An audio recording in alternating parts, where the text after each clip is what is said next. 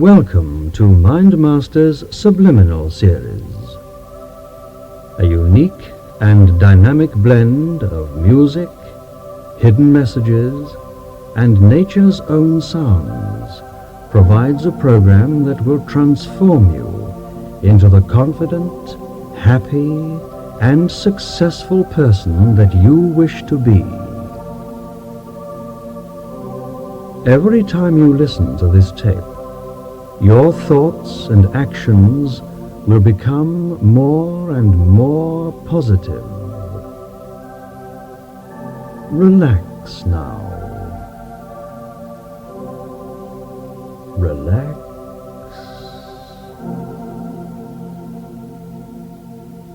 Relax. The positive suggestions I am giving you are changing your life. A miraculous power now transforms you. Your vibrant, attractive, confident, and fearless inner personality is now being revealed.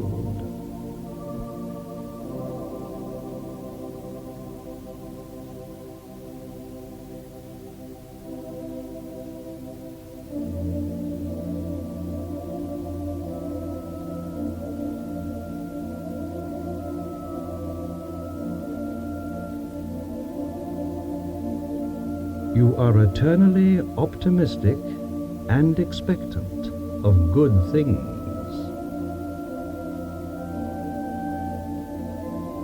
You are eternally optimistic and expectant of good things.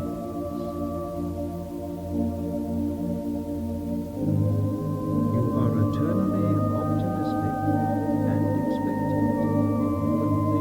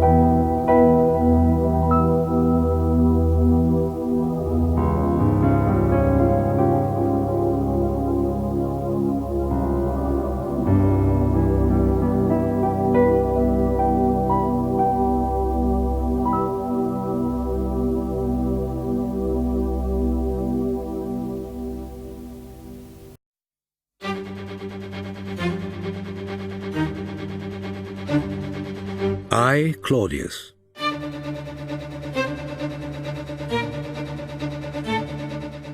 By Robert Graves. Read by Derek Jacobi.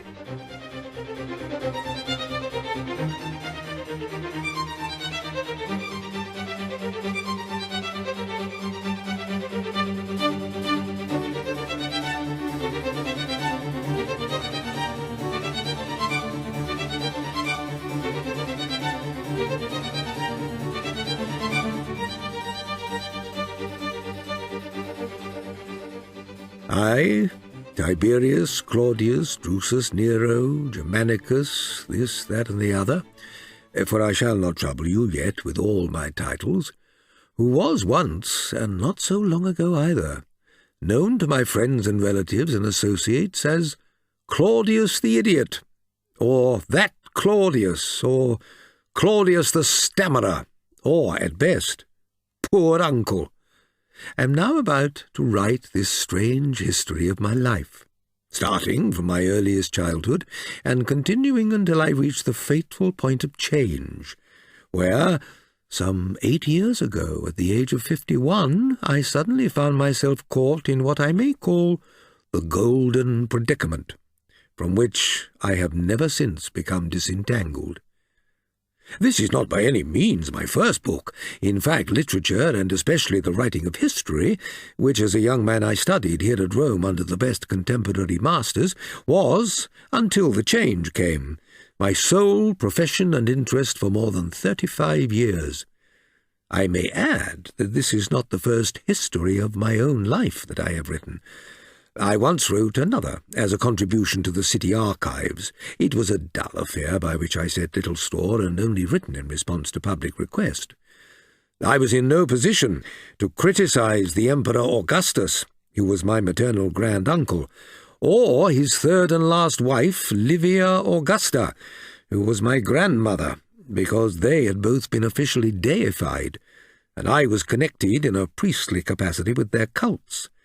And though I could have pretty sharply criticized Augustus's 2 unworthy imperial successors, I have refrained, from decency's sake.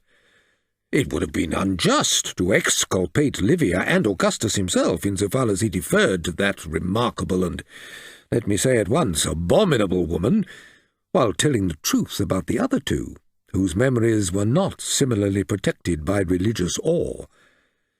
This is a confidential history, but who, it may be asked, are my confidants? My answer is, it is addressed to posterity. I do not mean my great-grandchildren or my great-great-grandchildren. I mean an extremely remote posterity, 100 generations ahead. And why do I specify so extremely remote a posterity as that? I shall explain. I went to Cumae in Campania a little less than 18 years ago and visited the Sibyl in her cliff cabin on Mount Gaurus. There is always a Sibyl at Cumae, but they are not all equally famous. Some are never granted a prophecy from Apollo. It was cold December weather. The cavern was a terrifying place, the approach steep, pitch dark, and full of bats. I went disguised, but the Sibyl knew me. It must have been my stammer that betrayed me. I stammered badly as a child, and though I gradually learned to control my speech, I am liable, on occasions, to trip nervously over my own tongue, which is what happened to me at Cumae. "Oh, Sib," I began. She opened her eyes, frowned, and mimicked me. "Oh, claw, claw, claw." That shamed me, and I managed to remember what I had come to ask. "Oh, Sibyl, I have come to question you about Rome's fate and mine." Gradually the prophetic power overcame her, and she uttered a Greek verse in the voice of the god. 10 years, 50 days, and 3, claw, claw, claw, shall given be a gift that all desire but he. To a fawning fellowship he shall stammer, cluck, and trip, dribbling always with his lip. But when he's dumb and no more here, 1900 years or near, Claw, Claw, Claudius shall speak clear.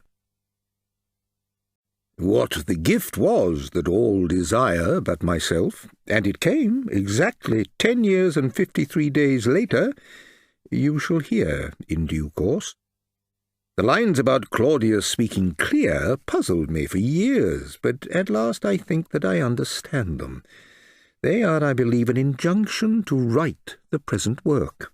When it is written, I shall seal it in a lead casket and bury it deep somewhere for posterity to dig up and read. If my interpretation be correct, it will be found some 1900 years hence, and then my story will speak out, clearly and boldly. If I could start this story fairly with an account of my infancy, Going no farther back than my parents, I would certainly do so, for genealogies and family histories are tedious. But I shall not be able to avoid writing at some length about my grandmother Livia, because, unfortunately, she is the chief character in the first part of my story, and unless I give a clear account of her early life, her later actions will not be intelligible. I have mentioned she was married to the Emperor Augustus. This was her second marriage, following her divorce from my grandfather. Livia was of the Claudian family, one of the most ancient of Rome, and so was my grandfather. There is a popular ballad, still sometimes sung by old people, of which the refrain is that the Claudian tree bears two sort of fruit, the sweet apple and the crab, but that the crabs outnumber the apples. My grandfather was one of the best of the Claudians. Believing that Julius Caesar was the one man powerful enough to give Rome peace and security, he joined the Caesarian party and fought bravely in the Egyptian war. When he suspected that Julius was aiming at personal tyranny, my grandfather would not willingly further his ambitions in Rome, though he could not risk an open breach. He therefore asked for the office of pontiff, and was sent in that capacity to France, to found colonies of veteran soldiers there. On his return, after Julius's assassination, he incurred the enmity of young Augustus, Julius's adopted son, who was then known as Octavian, and his ally, the great Mark Antony, by boldly proposing honours for the tyrannicides. In the disturbances that followed, he sided now with this party, now with that. At one time he fought with Mark Antony's brother against Augustus at Perugia in Etruria, but convinced at last that Augustus aimed at the restoration of the ancient liberties of the people, he came over to his side and settled at Rome with my grandmother Livia and my uncle Tiberius, then only 2 years old. My grandmother Livia was one of the worst of the Claudians. She may well have been a reincarnation of that Claudia, sister of Claudius the Fair, who was arraigned for high treason, because once, when her coach was held up by a street crowd, she called out, "If my brother was alive, he knew how to clear crowds away. He used his whip." When one of the protectors of the people, tribunes in Latin, came up and angrily ordered her to be silent, she retorted, "Don't forget that we Claudians have had some of you protectors thrashed before now." That was exactly how my grandmother Livia spoke at the time. "Rabble and slaves. The Republic was always a humbug. What Rome really needs is a king again." That at least is how she talked to my grandfather, urging him that Mark Antony and Augustus and Lepidus, a rich but unenergetic nobleman, who between them ruled the Roman world, would in time fall out, and that, if he played his hand well, he could use his reputation for integrity as a means of becoming king himself. My grandfather replied sternly that if she spoke in this strain again, he would divorce her. At this my grandmother was silent, and pretended to submit, but all love between them died from that moment. Unknown to my grandfather, she immediately set about engaging the passions of Augustus. This was no difficult matter, for Augustus was young and impressionable, and she was, by popular verdict, one of the 3 most beautiful women of her day. When she had made sure of Augustus, she urged him to put away Scribonia, a woman older than himself whom he had married for political reasons, telling him that she had knowledge of Scribonia's adultery. Augustus was ready to believe this. Without pressing for detailed evidence, he divorced Scribonia, though she was innocent, on the very day that she bore him his daughter Julia, whom he took from the birth-chamber, before Scribonia had as much as seen the little creature. My grandmother, who was still only 17 years old, then went to my grandfather and said, "Now divorce me. I am already 5 months gone with child, and you are not the father." The child was really his own, but he was not to know this, and believed her.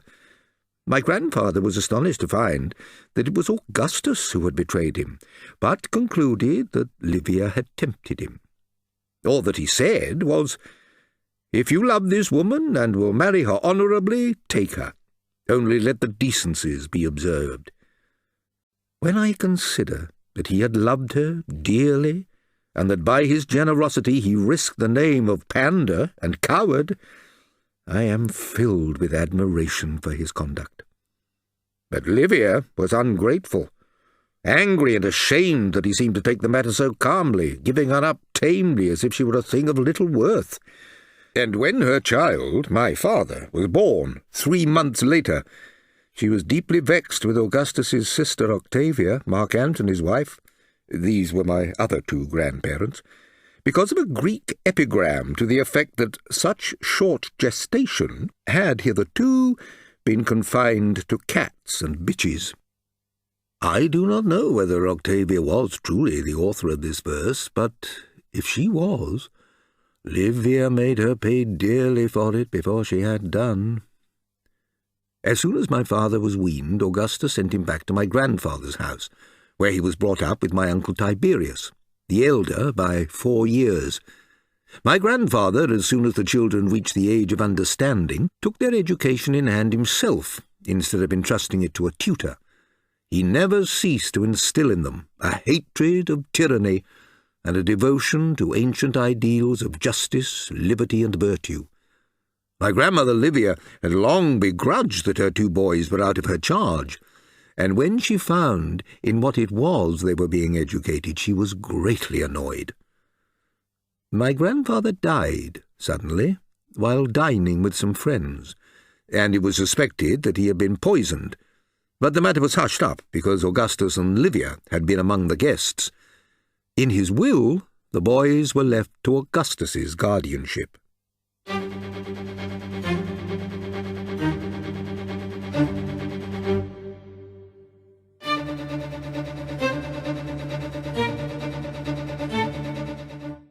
Augustus ruled the world, but Livia ruled Augustus. And I must here explain the remarkable hold that she had over him. It was always a matter of wonder that there were no children of the marriage. The truth will not easily be credited. The truth is that the marriage was never consummated. Augustus, though capable with other women, found himself as impotent as a child when he tried to have commerce with my grandmother. The only reasonable explanation is that Augustus was, at bottom, a pious man. He knew that the marriage was impious. This knowledge, it seems, affected him, putting an inner restraint on his flesh. If I am challenged as to my authority, I will give it. I heard it from a woman called Briseis, a wardrobe maid of my mother's, who had previously served my grandmother as a page girl, and had been allowed to overhear conversations that she was thought too young to understand. Everyone knew that Livia kept Augustus in strict order, and that, if not actually frightened of her, he was at any rate very careful not to offend her. But Livia had grown wiser since the time that she had advised my grandfather to put a diadem on his head and proclaim himself king. She realized now that the title of king could be waived, so long as Augustus could control the substantial powers of kingship. By following her advice, he gradually concentrated in his single person all the important republican dignities. He had the command of the armies, the control of the laws, for his influence on the Senate was such that they voted whatever he suggested to them, the control of public finances, the control of social behavior and inviolacy of person. The last dignity that he assumed was that of High Pontiff, which gave him control of the entire religious system. The Senate were anxious to vote him whatever title he would accept, short of king. On Livia's advice, he signified to the Senate that the title Augustus would be agreeable to him. So they voted him that. Augustus had a semi-divine connotation, and the common title of king was nothing by comparison.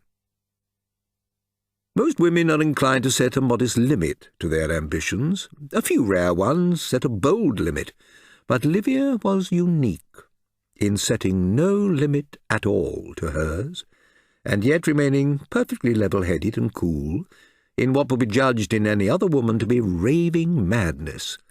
It was only little by little that even I, with such excellent opportunities for observing her, came to guess generally what her intentions were. But even so, when the final disclosure came, it came as a shock of surprise.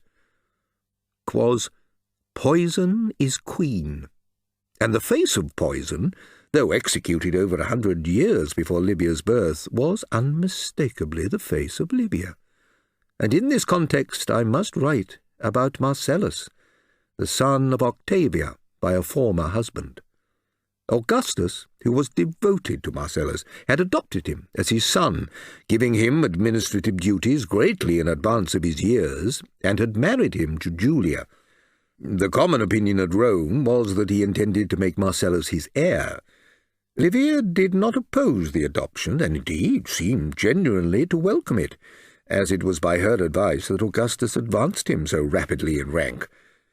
Livia's motive in favouring Marcellus was thought by a few shrewd observers to be that of making Agrippa jealous.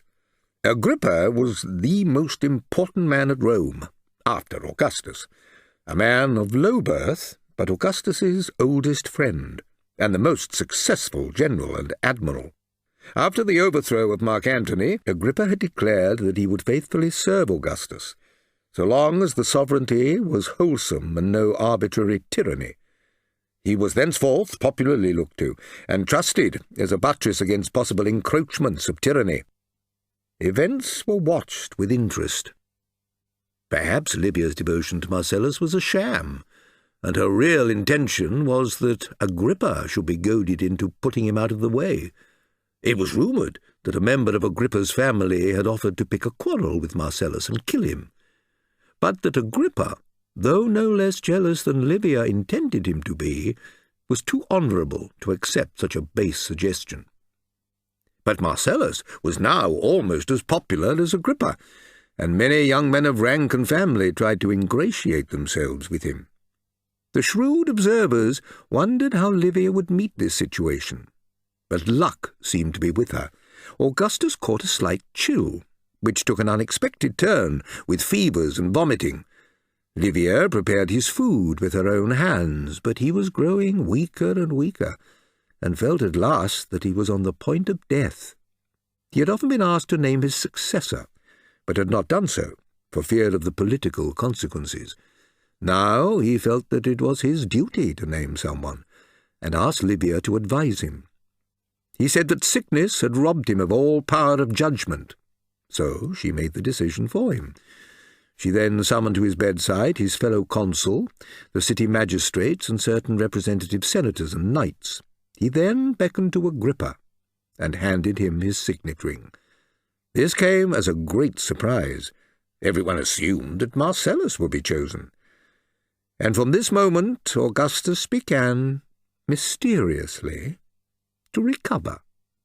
The credit for his cure went, however, not to Livia, who continued attending to him personally, but to a certain doctor called Musa, who had a harmless fad about cold lotions and cold potions. Marcellus was plainly mortified at not being declared Augustus's heir, and tried to carry the matter off by being pointedly rude to Agrippa at a public banquet. Marcellus's supporters grew so rowdy and boastful that frequent clashes occurred between them and the party of Agrippa. Agrippa was most vexed by the insolence of this young puppy, as he called him, he who had borne most of the chief offices of state. But his vexation was mixed with alarm. The impression created by these incidents was that Marcellus and he were indecently wrangling as to who should wear Augustus's signet ring after he was dead. He decided to withdraw from Rome, and went to the island of Lesbos. Marcellus was elected to a city magistracy, his first official appointment, and made this the occasion for a magnificent display of public games. Huge numbers of wild beasts were imported from Africa for the combats in the circus, including some splendid lions, and there was a fight between 50 German captives and an equal number of black warriors from Morocco. Augustus himself contributed lavishly towards the expenses, and so did Octavia, as Marcellus's mother. When Octavia appeared in the ceremonial procession, she was greeted with such resounding applause that Livia could hardly restrain tears of anger and jealousy. 2 days later, Marcellus fell sick. His symptoms were precisely the same as those for Augustus in his recent illness, so, naturally, Musa was sent for again. But somehow, in spite of the unremitting attention of Livia and the very coldest lotions and potions that Musa could prescribe, Marcellus died. Now Agrippa was the only possible successor, but this was reckoning without Livia, whose fixed intention it was, in the event of Augustus's death, to continue ruling the empire through my uncle Tiberius, with my father in support. She would arrange for them to be adopted as Augustus's heirs.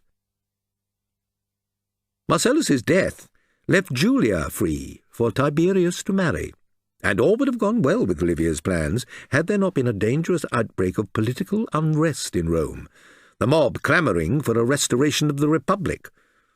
Augustus happened to be away on a tour of the eastern provinces, in company with Maecenas, one of his ministers, and had reached Athens when the news arrived.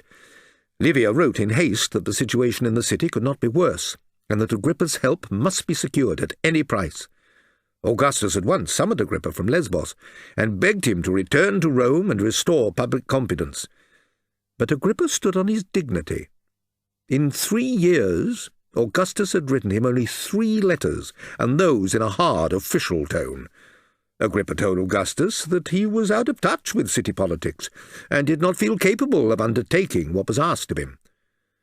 Augustus had to think quickly. He remembered that Agrippa was supposed to be in love with Julia. He wished Livia were present to advise him, but there was no escape from an instant decision. Livia had written, "at any price," so Augustus said that if Agrippa would consent to marry his daughter, it would be proof to him that the friendship which he valued before any other in the world was established on a secure foundation. Agrippa wept tears of joy and asked pardon for his shortcomings. He would try to be worthy of Augustus's loving generosity. Agrippa returned to Rome with Augustus and immediately divorced his wife and married Julia. The marriage was so popular and its celebration so lavish that the political disturbances soon subsided. My grandmother Livia was far from pleased with the bargain made with Agrippa, but she concealed her feelings. It was 9 years before Agrippa's services could be spared. Then he died suddenly at his country house. Augustus was away in Greece at the time, so there was no inquest on the body. Agrippa left a large number of children behind him, 3 boys and 2 girls. As Augustus's heirs at law, it would be difficult for Livia to set their claims aside in favour of her own sons. However, Tiberius married Julia, who made things easy for Livia by falling in love with him and begging Augustus to use his influence with Tiberius on her behalf. Augustus consented only because Julia threatened suicide if he refused to help her. Tiberius himself hated having to marry Julia, but did not dare refuse. He was obliged to divorce his own wife, Vipsania, whom he passionately loved. And, before I forget it, I must mention my father's marriage to my mother, Antonia, the elder daughter of Mark Antony and Octavia. It had taken place in the year of Augustus's illness and Marcellus's death. Now, my uncle Tiberius was one of the bad Claudians. He was morose, reserved, and cruel. Augustus disliked Tiberius, but treated him kindly for his mother's sake. Unpopular as Tiberius was in Roman society, he was nevertheless an extremely successful general. He revived various ancient disciplinary severities, but since he did not spare himself when on campaign, seldom sleeping in a tent, eating and drinking no better than the men, and always charging at their head in battle, they preferred to serve under him than under some good-humoured, easy-going commander, in whose leadership they did not have the same confidence. My father was one of the best Claudians. He was as strong as his brother, quicker of speech and movement, and by no means less successful as a general. He treated all Roman soldiers as Roman citizens, and therefore as his equals, except in rank and education. He hated having to inflict punishment upon them. He gave orders that, as far as possible, all offences against discipline should be dealt with by the offender's own comrades. My father had never forgotten my grandfather's teaching about liberty. Whenever he was in Rome now, he chafed at the growing spirit of subservience to Augustus that he everywhere encountered, and always longed to be back in arms. He was disgusted by the prevalence of place-hunting and political jobbery. Shortly before his death, he wrote Tiberius a bitter letter to this effect from a camp in the interior of Germany. He said that he wished to heaven that Augustus would follow the glorious example of the dictator Sulla, who, when all his enemies were either subjugated or pacified, only paused until he had settled a few state matters before laying down his rods of office and becoming once more a private citizen. If Augustus did not do the same pretty soon, it would be too late. Rome would have forgotten what freedom meant, and would fall at last under tyranny. He asked Tiberius's opinion. Could not the two of them persuade, even compel, Augustus to retire? He added, "But I am sorry to say that the secret and illegitimate pride that our mother Livia has always derived from her exercise of supreme power through Augustus will be the greater hindrance that we are likely to encounter in this matter." By ill luck, the letter was delivered to Tiberius while he was in the presence of Augustus and Livia.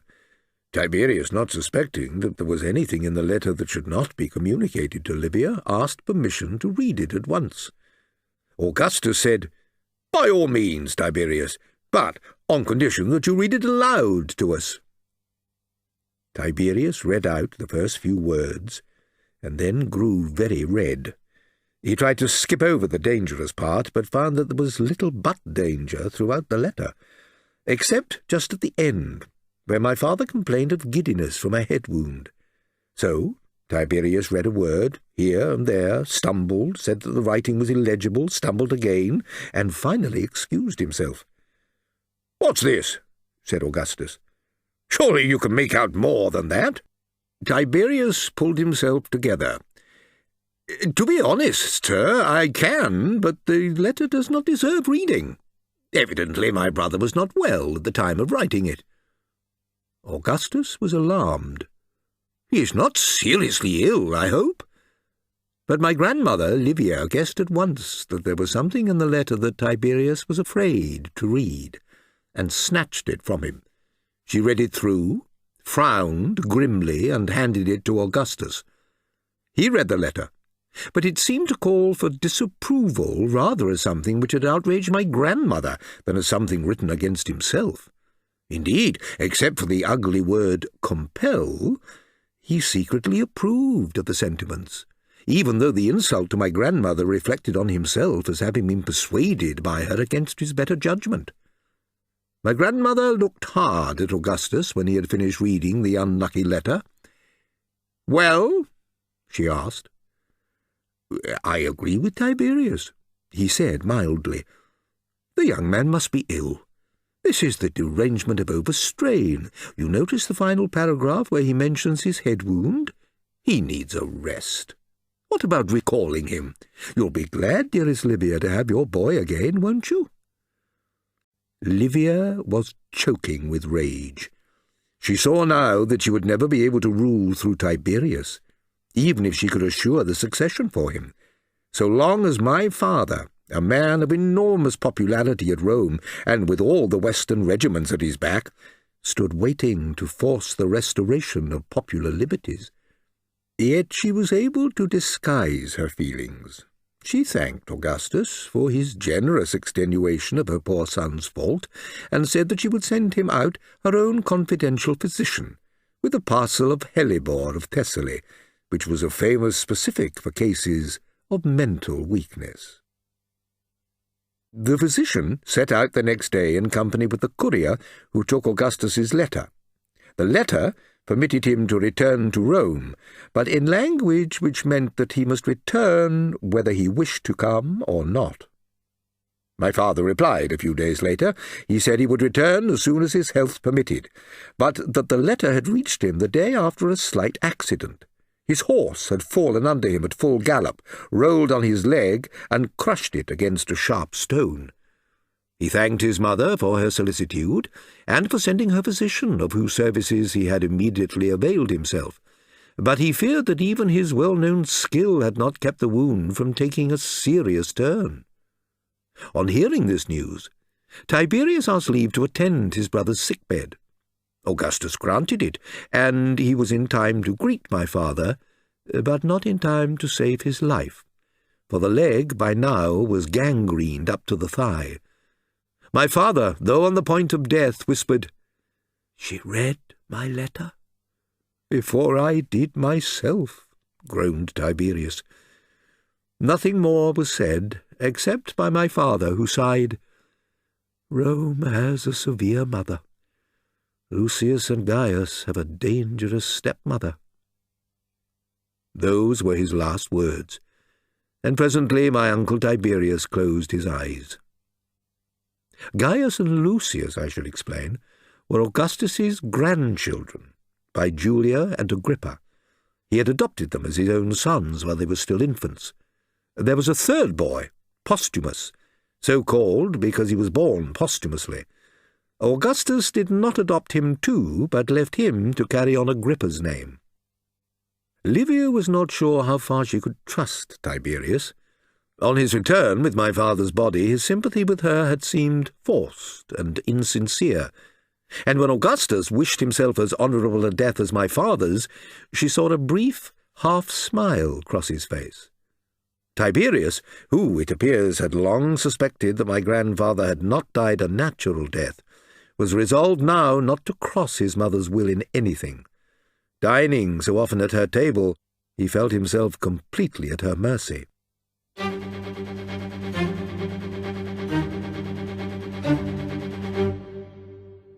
"Claudius, you tedious old fellow, here you have come within an inch or two of the end of the fourth roll of your autobiography, and you haven't even reached your birthplace. Put it down at once, or you'll never reach even the middle of your story. Right. My birth occurred at Lyon, in France, on the 1st of August, a year before my father's death.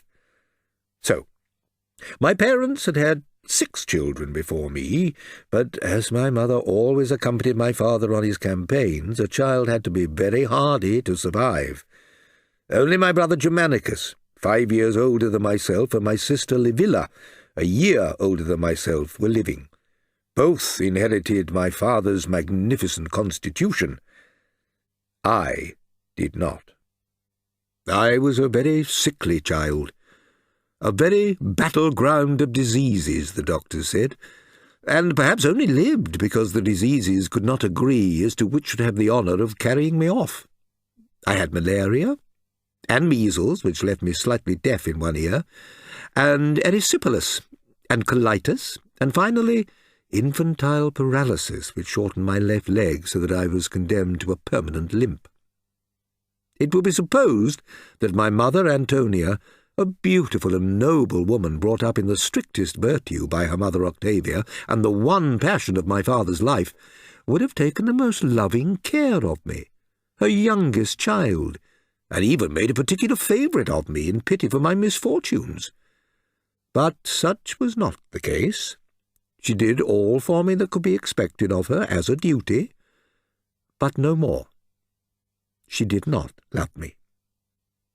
Since I was an affectionate child, my mother's attitude caused me much misery. I heard from my sister Livilla, a beautiful girl, but cruel, vain, and ambitious, in a word a typical Claudian of the bad variety, that my mother had called me a human portent, and said that when I was born the Sibylline books should have been consulted. Also that the ancients were wiser and nobler than ourselves. They exposed all weakly infants on a bare hillside for the good of the race. These may have been embroideries by Livilla, on less severe remarks, but I know that once, when my mother grew angry, on hearing that some senator had introduced a foolish motion in the House, she burst out, That man's as stupid as a donkey. What am I saying? Donkeys are sensible beings by comparison. He's as stupid as... Heavens, he's as stupid as my son Claudius. Germanicus was her favourite, as he was everyone's favourite, but so far from envying him, I rejoiced on his behalf. Germanicus pitied me, and did the most he could to make my life happier, and recommended me to my elders as a good-hearted child who would repay generous and careful treatment. Severity only frightened me, he would say, and made me more sickly than I need be. And he was right.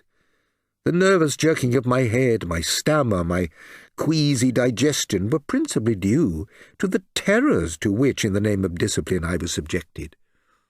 When Germanicus stood up for me, my grandmother's way of talking was, "Don't be a fool, Germanicus. If he reacts favourably to discipline, we shall treat him with the kindness he deserves. You're putting the cart before the horse." My grandmother seldom spoke to me, and when she did, it was contemptuously, and without looking at me, mostly to say, "Get out of this room, child, for I want to be in it." As for Augustus, though he never treated me with calculated cruelty, he disliked having me in the same room with him as much as my grandmother did. Only once did he try to master his repugnance to me and let me into a game of taws with his favourites, but it was so unnatural an effort that it made me more than usually nervous, and I stammered and shook like a mad thing. He never tried again. He hated dwarfs and cripples, saying that they brought bad luck and should be kept out of sight. Yet I could never find it in my heart to hate Augustus, as I came to hate my grandmother, for his dislike of me was without malice, and he did what he could to master it. And indeed, I must have been a wretched little oddity, a disgrace to so strong and magnificent a father and so stately a mother. One extraordinary event in my childhood I must not forget to record. One summer, when I was just 8 years old, my mother, my brother Germanicus, my sister Livilla, and I were visiting Aunt Julia in a beautiful country house close to the sea at Antium. It was about 6 o'clock in the evening, and we were out in the vineyard. Tiberius's son, that Tiberius Drusus, whom we afterwards always called Castor, and Postumus, and Agrippina, Julia's children, were in the party. Suddenly we heard a great screeching above us and saw a number of eagles fighting. Feathers floated down. We tried to catch them. Germanicus and Castor each caught one before it fell and stuck it in his hair. Both were stained with blood. And then something dark dropped through the air. I do not know why, but I put out a fold of my gown and caught it. It was a tiny wolf cub, wounded and terrified. I was embarrassed. I didn't want the cub. Livilla grabbed at it, but my mother, who looked very grave, made her give it back to me. "It fell to Claudius," she said. "He must keep it." She asked an old nobleman, a member of the College of Augurs, who was with us, "Tell me what this portends." The old man answered, "First send the children away." I do not know whether he gave her the interpretation which, when you have heard my story, will be forced on you as the only possible one. All I know is that while we other children kept our distance, Livilla crept up inquisitively behind a rose hedge and overheard something. She interrupted, laughing noisily. "Wretched Rome, with him as her protector! I hope to God I'll be dead before then." The augur turned on her and pointed with his finger. "Impudent girl," he said. "God will no doubt grant your wish in a way that you won't like." "You're going to be locked up in a room with nothing to eat, child," said my mother. Those were ominous words, too, now I come to recall them. For some time after this, I often caught my mother looking curiously at me, almost respectfully. But she treated me no better than before.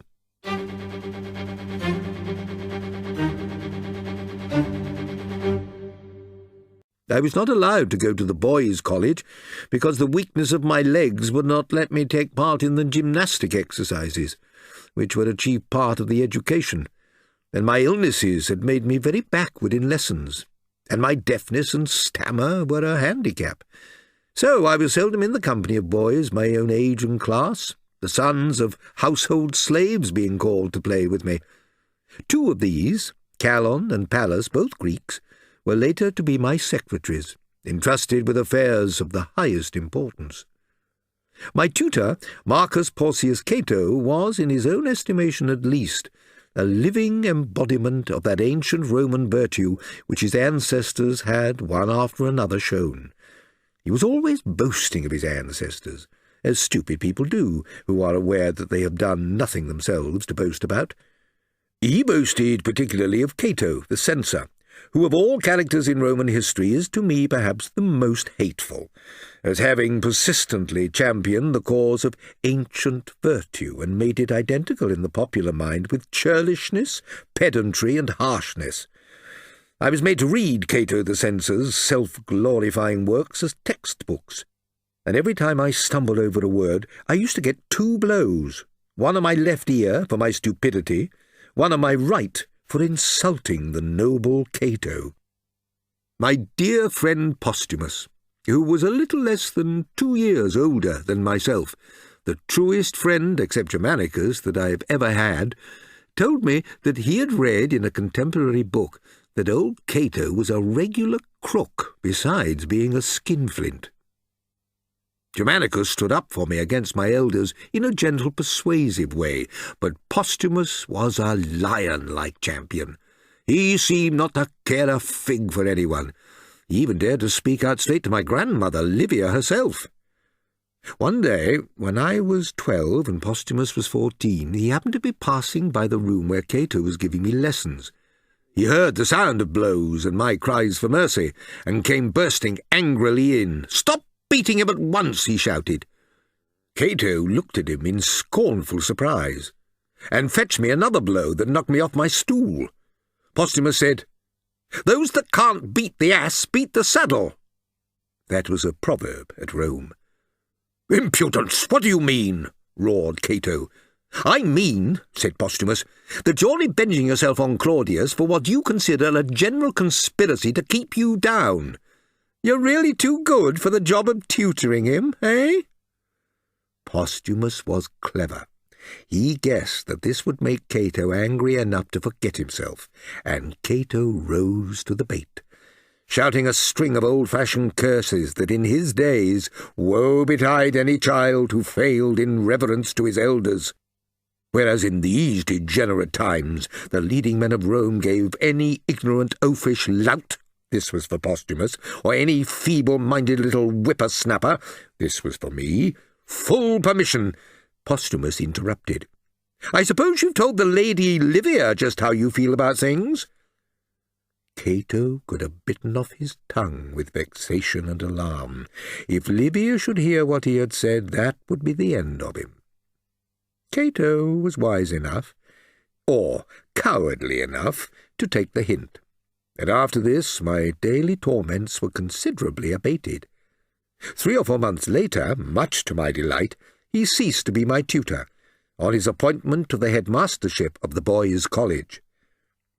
Posthumus came under his tutelage there. He was not studious, but in his last 2 years at the college the boys elected him their leader. In all school games he was the king. Cato was now required by Livia to write her out half-yearly reports on his pupils.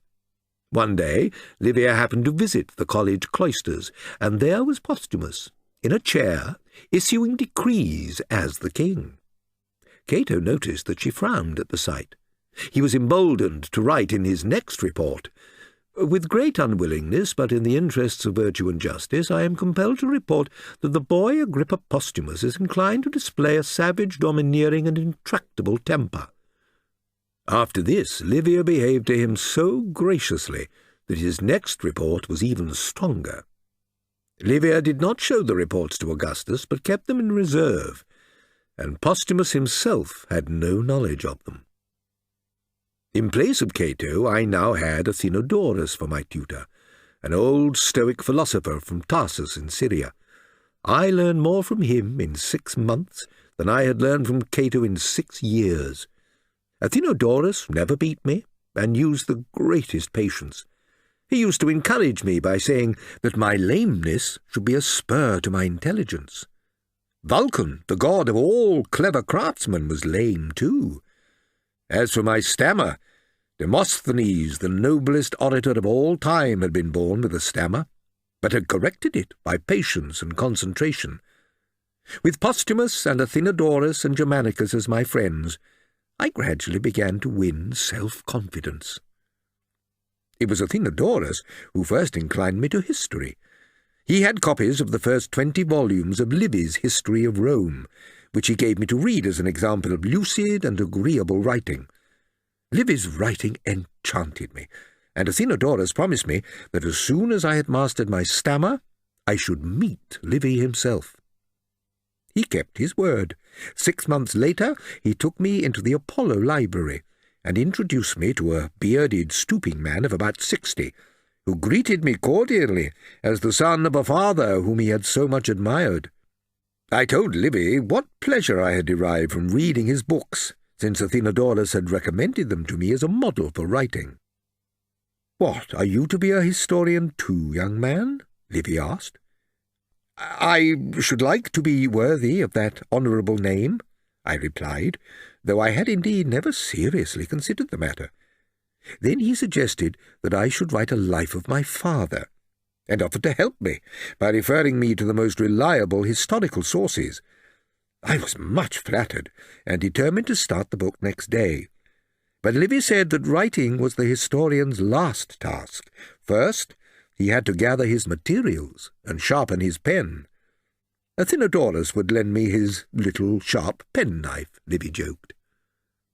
Athenodorus was a stately old man, with dark, gentle eyes, a hooked nose, and the most wonderful beard that ever grew on a human chin. Mention of his beard reminds me of Sulpicius, who, when I was 13 years old, was appointed by Livia as my special history tutor. Sulpicius had, I think, the most wretched-looking beard I had ever seen. It was dirty, greyish-white, streaked with yellow. Livia chose him, I believe, because she thought him the most boring man in Rome, and hoped by making him my tutor to discourage my historical ambitions. But even Sulpicius's dryness could not turn me away from my work. And there was this about him, that he had a most exceptionally accurate memory for facts. I must now go back a few years to write about my uncle Tiberius, whose fortunes are by no means irrelevant to this story. Things had gone from bad to worse between him and Julia since his marriage with her 5 years before. A boy had been born, but he had died, and then Tiberius had refused to sleep with her ever again, for 3 reasons. The first was that Julia was by now getting middle-aged and losing her slender figure. Tiberius preferred immature women, the more boyish the better, and Vipsania had been a little wisp of a thing. The second was that Julia made passionate demands on him which he was unwilling to meet, and that she used to become hysterical when he repulsed her. The third was that he found, after repulsing her, that she was revenging herself by finding gallants to give her what he withheld. Unfortunately, he could get no proof of Julia's infidelities, for she managed things very carefully. Rather than tell Livia about it, however, for he mistrusted her as much as he hated her, he preferred to suffer in silence. It occurred to him that if he could once get away from Rome and Julia, the chances were that she would grow careless, and Augustus would eventually find out for himself about her behaviour. His only chance of escape lay in another war breaking out somewhere important enough for him to be sent there in command. But no signs of war appeared in any quarter, and besides he was sick of fighting. One day, in an unguarded moment, he burst out to Livia, "Oh, mother, to be free for only a few months even from this intolerable life!" She frightened him by making no answer, and haughtily leaving the room. But later in the same day she called him to her, and surprised him by saying that she had decided to grant his wish, and obtain temporary leave of retirement for him from Augustus. She took the decision partly because she wanted to put him under a debt of gratitude to her, and partly because she now knew about Julia's love affairs, and had the same idea as Tiberius about giving her rope and letting her hang herself with it. But her chief reason was that Postumus's elder brothers, Gaius and Lucius, were growing up, and relations between them and their stepfather Tiberius were strained. Gaius had, to some extent, come to fill the place in Augustus's affections that Marcellus had once held. It seemed clear that Augustus intended Gaius as his successor. Livia intended Tiberius to follow the example of Agrippa if he now retired and left the political field clear for Gaius and Lucius. This would win him far more popular sympathy than if he stayed behind to dispute it. Livia found it extremely difficult to keep her promise, for Tiberius was Augustus's most useful minister, and for a long time the old man refused to treat the request seriously. Since there was no help for it, therefore, Tiberius went to Julia and told her with studied brutality that their marriage had become such a farce that he could not bear to remain in the same house with her a day longer.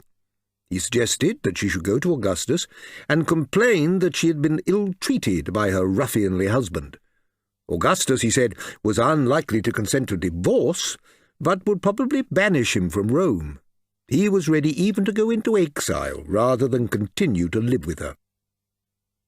Julia decided to forget that she had ever loved Tiberius. She had suffered so much from him. Not only did he treat her with the greatest contempt whenever they were alone together, but he had by now begun cautiously experimenting in those ludicrously filthy practices which later made his name so detestable to decent-minded people, and she had found out about it. She took him at his word and complained to Augustus. He reminded Julia that she had only herself to blame for her disappointment in a husband about whose character he had never failed to warn her, and, much as he loved and pitied her, he could not dissolve the marriage. She begged that Tiberius should at least be sent away somewhere for a year or two, because at the moment she could not abide his presence within 100 miles of her. To this he eventually agreed, and a few days later Tiberius was on his way to the island of Rhodes.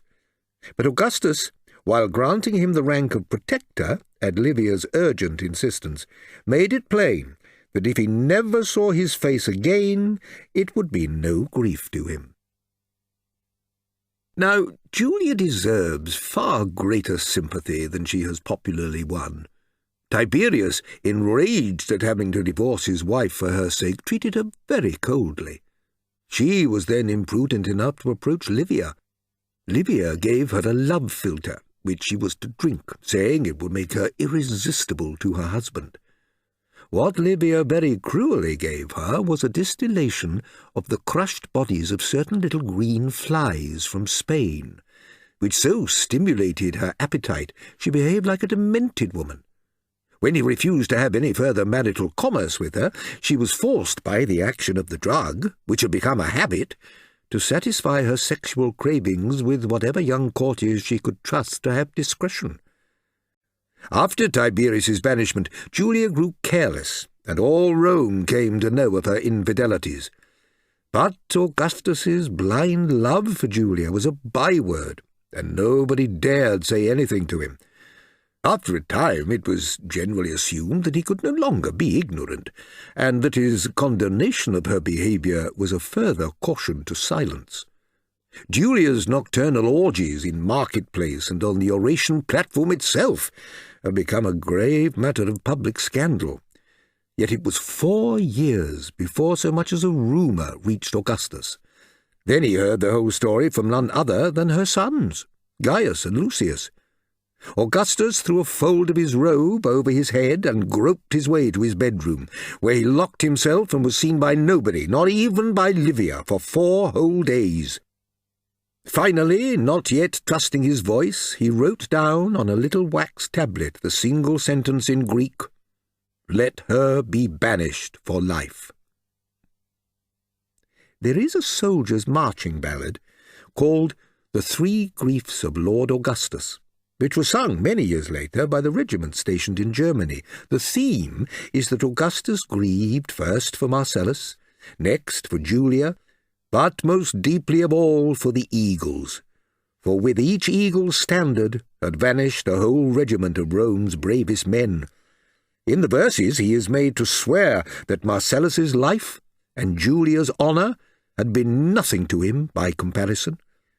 But it is my opinion that for every hour he grieved for the eagles, he must have grieved a full month for her.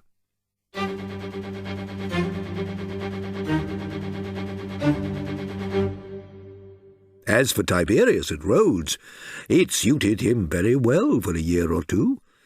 Besides his house in the island capital, he owned a small villa, some distance from it, built on a lofty promontory overlooking the sea. There was a secret path to it, up the cliff, by which a trusted freedman, a man of great physical strength, used to conduct the disreputable characters, prostitutes, pathics, fortune-tellers, and magicians with whom Tiberius customarily passed his evenings. It is said that very often these creatures, if they had displeased Tiberius, somehow missed their footing on the return journey and fell into the sea far below. Tiberius had the news about Julia sent him at once by Livia. At her prompting, he wrote 2 or 3 letters to Augustus, begging him to forgive Julia. Augustus did not answer. He firmly believed that Tiberius's original coldness and cruelty to Julia, and the example of immorality he had given her, were responsible for her moral degeneration. So far from recalling him from banishment, he refused even to renew his protectorate when it came to an end the following year. Tiberius finally wrote a private letter to Livia. He pledged himself, if she managed to secure him permission to return, to be solely guided by her in everything, as long as they both lived. This was just what Livia wanted. She sent back a brief message to say that she had his letter safe and that it was a bargain. A few months later, Lucius died mysteriously at Marseille on his way back from Spain, and while Augustus was still stunned by the shock, Livia began working on his feelings by saying how much she had missed the support of her dear son Tiberius, for whose return she had not until now ventured to plead. One evening, a fortune-teller called Thrasyllus came to Tiberius at his house on the promontory. He had been 2 or 3 times before and had made a number of very encouraging predictions, but none of these had yet been fulfilled. Tiberius, growing sceptical, told his freedman that if Thrasyllus did not entirely satisfy him this time, he was to lose his footing on his way down the cliff. When Thrasyllus arrived, the first thing that Tiberius said was, "What is the aspect of my stars today?" "They are in a most unusually favourable conjunction. The evil crisis of your life is now finally passing. Henceforth you are to enjoy nothing but good fortune." "Excellent," said Tiberius. "And now, what about your own?" Thrasyllus made a set of calculations, and then looked up in real or pretended terror. "Great heavens!" he exclaimed. "An appalling danger threatens me from air and water." "Any chance of circumventing it?" asked Tiberius. "I cannot say, but if good news comes to you before dawn tomorrow, it is a sign that I have almost as many fortunate years before me as yourself." They were sitting out on the porch, and suddenly a wren, or some such small bird, hopped on to Thrasyllus's knee, and cocking its head on one side began to chirp at him. Thrasyllus said to the bird, "Thank you, sister. It came only just in time." Then he turned to Tiberius. "Heaven be praised! That ship has good news for you, the bird says, and I am saved. The danger is averted." Tiberius sprang up and embraced Thrasyllus, confessing what his intentions had been, and, sure enough, the ship carried imperial dispatches from Augustus informing Tiberius of Lucius's death, and saying that, in the circumstances, he was graciously permitted to return to Rome, though, for the present, only as a private citizen. Meanwhile, Gaius had been sent east as the governor of Asia Minor. Augustus had been anxious that he should have no task assigned to him for which he was not fitted, and that the East should remain quiet under his governorship. Unfortunately, the king of Armenia revolted, and the king of Parthia threatened to join forces with him. Gaius marched into Armenia, where a few months later he was treacherously wounded by one of the enemy generals who had invited him to parley. He thought little of it at the time and concluded the campaign successfully, but somehow he was given the wrong medical treatment, and his health became seriously affected. He wrote to Augustus for permission to retire to private life. Augustus granted his plea. Gaius died on the way home. Thus, of Julia's sons, only 15-year-old Postumus remained, and Augustus was so far reconciled to Tiberius that he engrafted him into the Julian house by adopting him, jointly with Postumus, as his son and heir.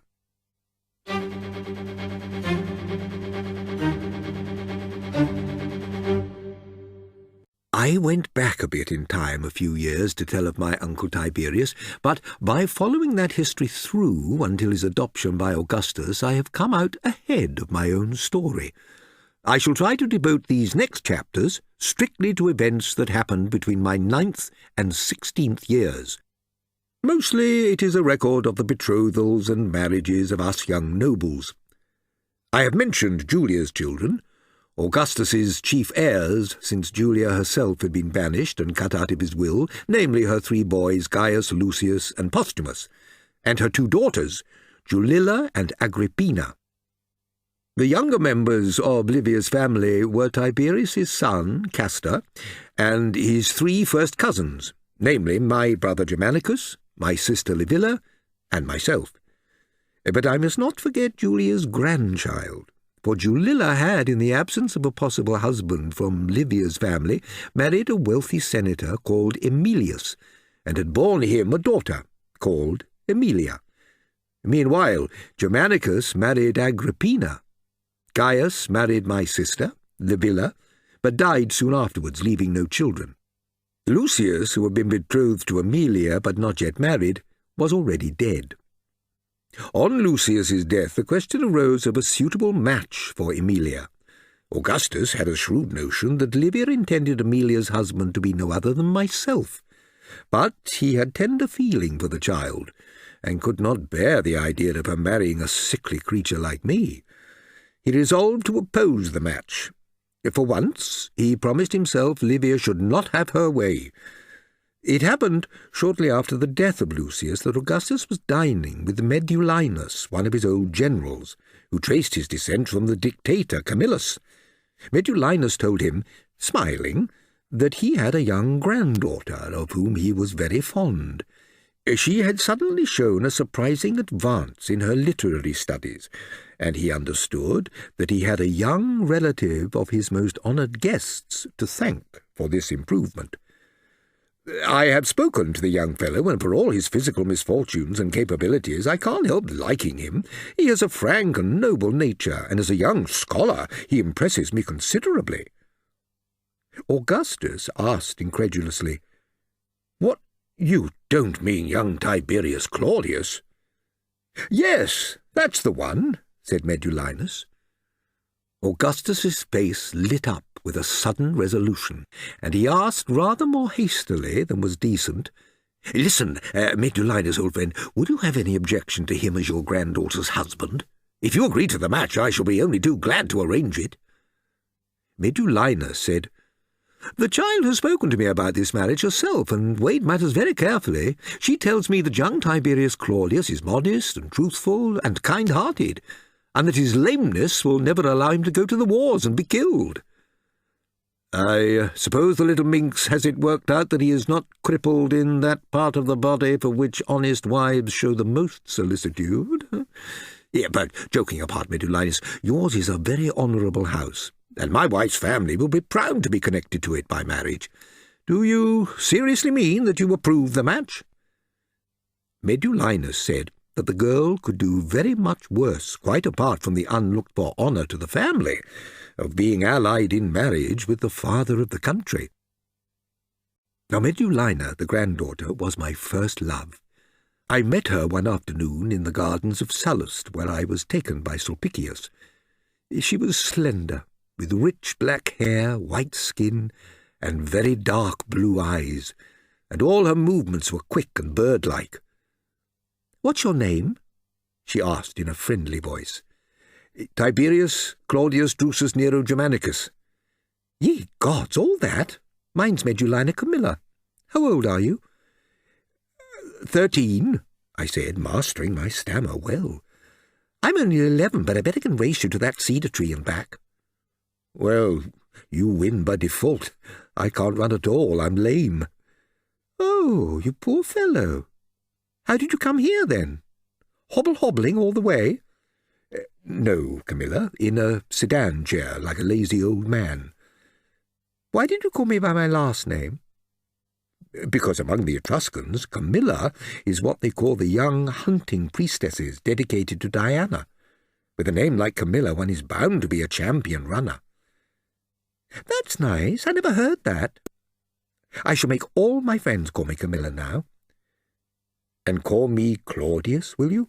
That's my appropriate name. It means a cripple. My family usually call me Tiberius, and that's inappropriate because the Tiber runs very fast." She laughed.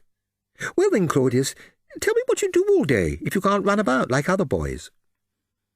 "I read, mostly, and write." "You must be very wise, by Claudius." "I'm supposed to be an utter fool, and the more I read, the more of a fool they think me." "I think you're very sensible. You tell things so nicely." "But I stammer. My tongue's a Claudian too." "Perhaps that's just nervousness. You don't know many girls, do you?" "No," I said, "and you're the first one I have met who hasn't laughed at me. Couldn't we see each other now and then, Camilla? You couldn't teach me to run, but I could teach you to read Greek. Would you like that?" "Oh, I'd love it." After this, we used to meet in the garden nearly every day. When Germanicus was asked for his approval of our marriage, he gave it gladly, for I had told him of my love for Camilla, and my uncle Tiberius raised no objection, and my grandmother Livia hid her anger. The betrothal ceremony, Livia insisted, was to be as private as possible, because she could not trust me not to make a fool of myself if there was a crowd. I preferred it that way. It hurts me even now to write about that day. I stood very nervously, in my chaplet and clean robe, waiting with Germanicus for Camilla to appear. She was late. She was very late. At last the porter announced Camilla's uncle Furious, and he came in, ashy white and wearing mourning garments. "A great calamity has happened. My niece is dead." "Dead?" cried Augustus. "What joke is this? We had a message only half an hour ago that she was already on her way here." "She died by poison." A crowd gathered at the door. When my niece came out, the women all pressed admiringly around her. She gave a little cry, as if someone had trod on her foot, but nobody thought anything of it, and she stepped into the sedan. We had not gone the length of the street before my wife, who was with her, saw her lose colour and asked her whether she felt frightened. "Oh, Aunt," she said, "that woman stuck a needle into my arm and I feel faint." Those were her last words, my friends. She died a few minutes later. I burst into and began to sob hysterically. My mother, furious at my disgraceful conduct, told one of the freedmen to lead me away to my room, where I remained for days. But for the comfort Posthumus gave me, I believe I should have lost my wits altogether. The murderess was never found, and nobody was able to explain what motive she could have had. Livia reported to Augustus a few days later that according to reports which seemed reliable, one of the women in the crowd had been a Greek girl, who considered herself, no doubt groundlessly, to have been wronged by the girl's uncle, and may have decided to revenge herself in this monstrous way. When I was well again, Livia complained to Augustus that the death of young Medulina Camilla had happened most unfortunately. In spite of Augustus's pardonable sentiment against such a match, she feared that young Emilia would after all now have to be betrothed to her impossible grandson.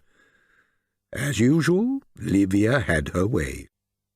I was betrothed to Emilia, and went through the ceremony without disgrace, because grief for Camilla had made me indifferent.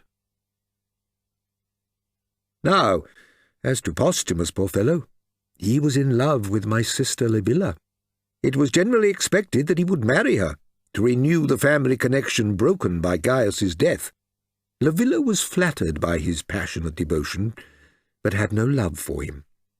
Castor was her choice, a cruel, dissolute, handsome fellow who seemed made for her. I knew of the understanding between Livilla and Castor, which I discovered accidentally, and this made me very unhappy on Posthumus's behalf, the more so because Posthumus had no suspicion of her character. Livia got wind of the intrigue between Livilla and Castor, and kept a careful watch on them. One night she was rewarded. A message that Castor had climbed in at Livilla's window by the balcony. She put an armed guard on the balcony, and then knocked at Livilla's door. After a minute or so, Livilla opened the door. Livia went inside, and found Castor behind the curtain. She talked very plainly to them, and appeared to have made them understand that the matter would not be reported to Augustus, only on certain conditions. And if these same conditions were strictly observed, she would even arrange that they should marry. Not long after my betrothal to Emilia, Livia so settled matters with Augustus that Posthumus was betrothed, much to his grief, to a girl Domitia, and Castor married Livilla. This was the year that Tiberius and Posthumus were adopted as Augustus's sons. Now, Livia considered Julilla and her husband Emilius as a possible obstacle to her. She was lucky enough to get evidence that Emilius and Cornelius, the grandson of Pompey the Great, were plotting to remove Augustus from power, and to divide up his offices between themselves and certain ex-consuls. The plot never gathered much way, because the first ex-consul Cornelius approached would have nothing to do with it.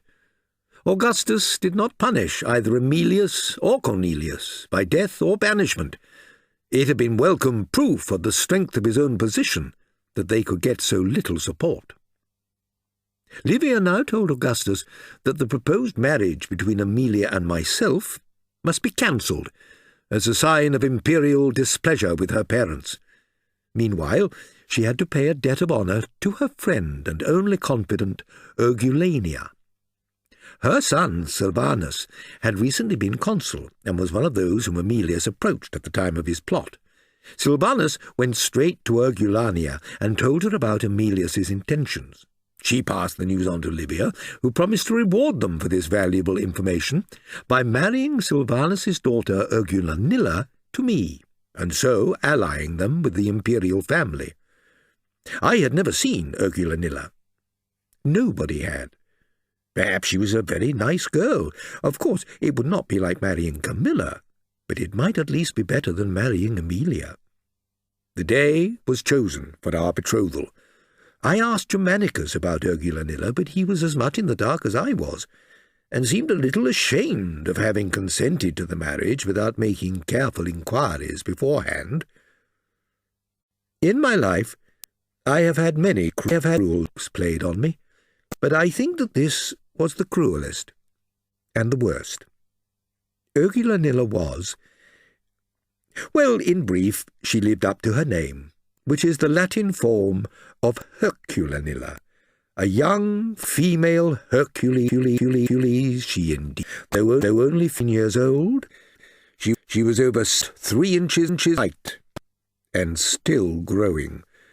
And it is strange, but the first thoughts that struck me when I saw her were, this woman is capable of murder by violence, and I shall have to be very careful from the first to hide my repugnance to her, and give her no just cause to harbour resentment against me, for if she comes to hate me, my life is not safe.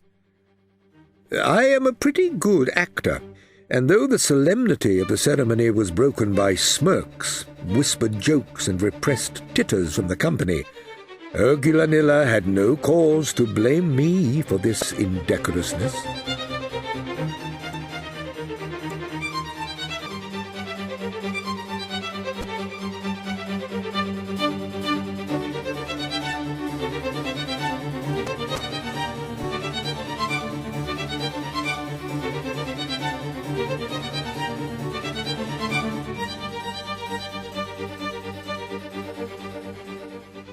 End of Disc 1.